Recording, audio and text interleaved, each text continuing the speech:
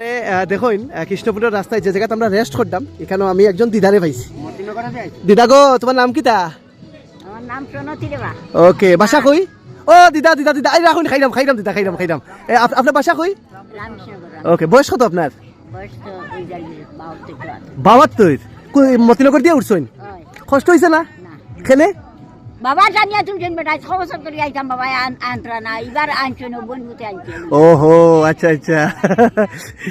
কোন ধরনের ও দেখুন তাই আমরা রে আঙ্গুর দিলা লো রে লো।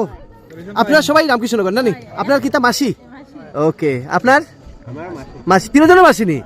ওকে, লো রে প্রসাদ লো।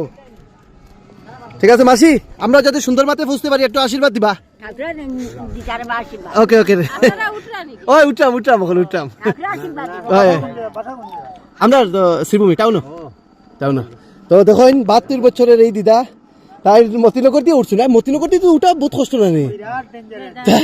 সেই ডেঞ্জারাস জায়গা দিয়ে উঠছো না, এখন এদিকে নামরা তো দেখুন যারা আইতা ডরাইরা তারা আমার দিদারে দেখুন 72 বছর বয়সে আইসুন, মতিনগর দিয়ে উঠছিল ওদিকে আমরা শ্রীভূমির। ঠিক আছে, তাই না? একটা এক্সাম্পল আর কি, যে মনে যদি ভক্তি থাকে তো আপনি পৃথিবীর যে কোনো জায়গায় তুই যেতে পারবা। থ্যাংক ইউ দিদা, থ্যাংক ইউ। জয় শ্রীরাম। জয় শ্রীরাম।